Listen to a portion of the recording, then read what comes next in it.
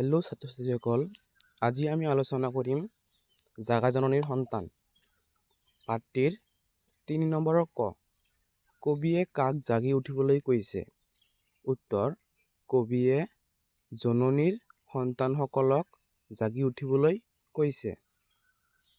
খ নম্বৰ প্ৰশ্ন: দুৰ্জয় অভিযান বুলি কি বুজাইছে? উত্তৰ: মৃত্যু ভয়কো নেওচি মাতৃভূমিক ৰক্ষা কৰিবলৈ আগবাঢ়ি অহাকেই দুৰ্জয় অভিযান বুলি কৈছে।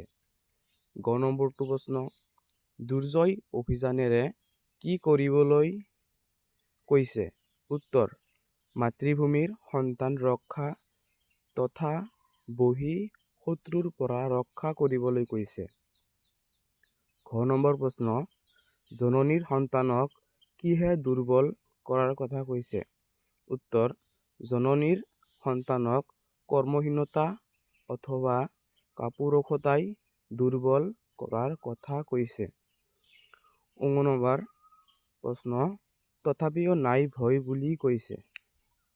উত্তৰ: তথাপিও নাই ভয় বুলি এই কাৰণেই কৈছে যে জননীৰ সন্তানসকল দুৰ্মদ বীৰ অজয় নৱ জোৱান, তেওঁলোকে শক্তিমান দুৰ্নিবাৰ। প্ৰথম নম্বৰটো দিছে, এইটো কি আহিছে ক'ত গেল? প্ৰথম নম্বৰটো দিছে কাৰ জয় নিনাদত শত্ৰু কম্পমান বুলি উল্লেখ কৰিছে? উত্তৰটো হ'ব অজয় নৱ জোৱানসকলৰ জয় নিনাদত শত্ৰু কম্পমান বুলি উল্লেখ কৰিছে। দ্বিতীয় নম্বৰ প্ৰশ্ন হ'ল, আপোন পাহৰা বীৰ কি বুলি আখ্যা দিছে? উত্তৰ: আপোন পাহৰা বীৰক অজয় নৱ জোৱান বুলি আখ্যা দিছে।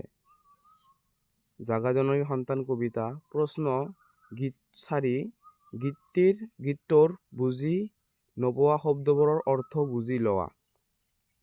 জননী মানে আই মাতৃ, মৃত্যুক গছকি মানে মৃত্যু ভয় ত্যাগ কৰি, দুৰ্জয় মানে সহজে জয় কৰিব নোৱাৰি, যাক বাধা দিব নোৱাৰি, দুৰ্মত অজয় নতি স্বীকাৰ নকৰা। ৫ নম্বৰটো প্ৰশ্ন দিয়া আছে, গীতটোৰ মূলভাৱ লিখা। মূলভাৱটো অলপ ডাঙৰ আছে। উত্তৰ: দেশ মাতৃৰ আভ্যান, দেশৰ সু সন্তানসকল যুগে যুগে নিজ কৰ্তব্যত আগবাঢ়ি গৈছে। স্বদেশ স্বজাতিৰ উন্নতি আৰু ৰক্ষাৰ অভিযানত কৰ্মহীনতা অথবা কাপুৰুষতাৰ কোনো স্থান নাই। দেশৰ প্ৰতি থকা অপৰিসীম ভালপোৱাই মানুহক শক্তিশালী আৰু দুৰ্জয় সাহসী কৰি তোলে। নিজ দেশমাতৃক ৰক্ষা কৰিবলৈ মাতৃভূমিৰ সন্মান অক্ষুণ্ণ ৰাখিবলৈ কোনো ক্ষেত্ৰতে নতি স্বীকাৰ নকৰা নৱজোৱানসকল দেশৰ স্বতন্ত্ৰ প্ৰহৰী। এইসকল জোৱান সদা সতেজ হৈ থাকিলে দেশ সুৰক্ষিত হৈ থাকিব। খ নম্বৰ প্ৰশ্ন ভাষা অধ্যয়ন। প্ৰশ্ন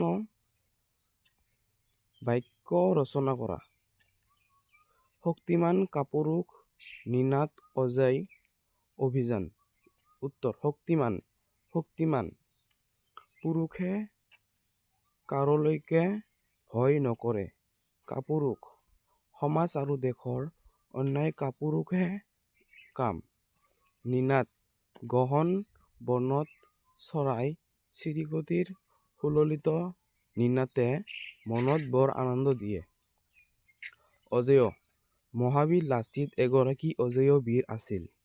অভিযান সৰ্বশিক্ষা অভিযানে অসমৰ শিক্ষা জগতত নতুন পথৰ সন্ধান দিছে। সন্ধি গঠন কৰা আৰু ভাঙা। দেৱ যোগ অসুৰ = দেৱাসুৰ। মহৰ্ষি = মহা যোগ ঋষি মহৰ্ষি। মূৰ যোগ অৰি = মুৰাৰি। নৰেন্দ্ৰ সমান সমান নৰ যোগ ইন্দ্ৰ নৰেন্দ্ৰ। কোষ যোগ আসন সমান সমান কোষাসন।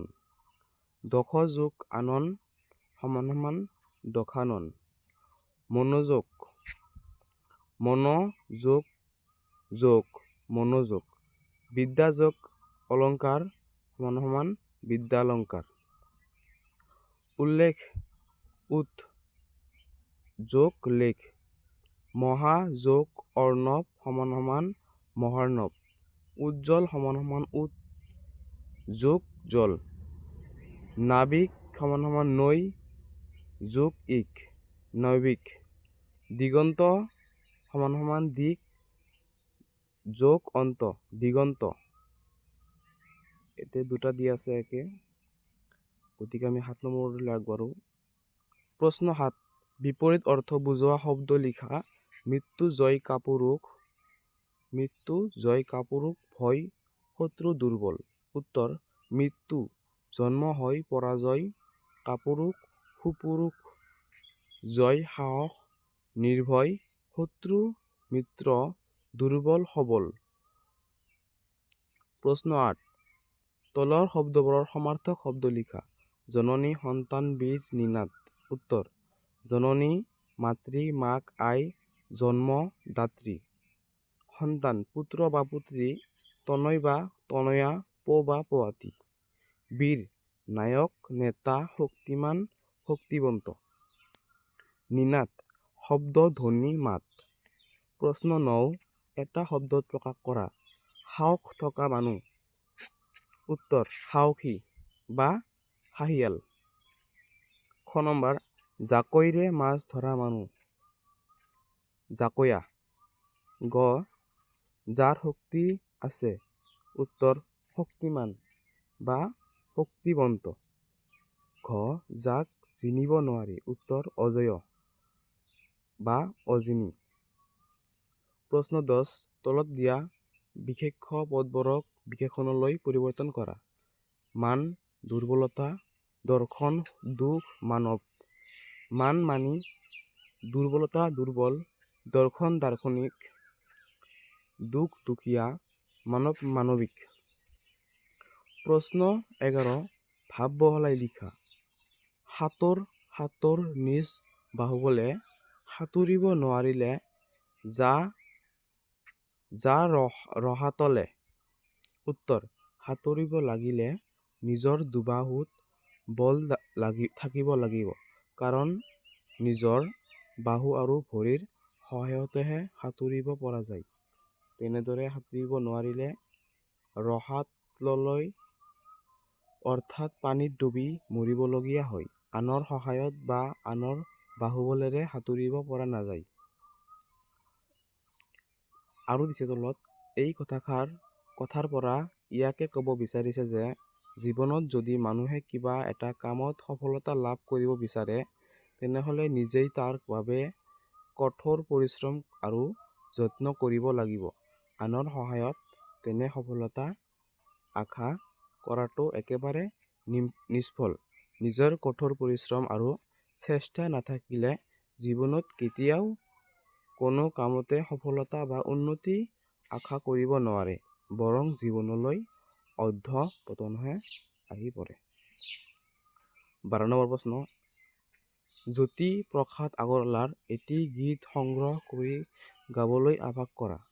উত্তৰ এইটো তোমালোকে গাই দিবা। প্ৰশ্ন 13 জ্যোতি প্ৰসাদ আগৰৱালাই ৰচনা কৰা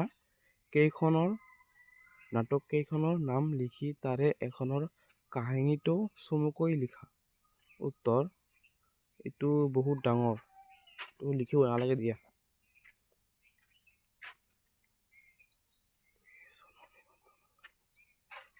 ক নম্বৰটো দিছে কবিয়ে কাক জাগি উঠিবলৈ কৈছে। কবিয়ে জননীক সন্তানক জাগি উঠিবলৈ কৈছে। Thank you. আজি ইয়াতে সমাপ্ত কৰিলোঁ, আৰু চেনেলটো লাইক কৰি এটা ছাবস্ক্ৰাইব কৰি দিব।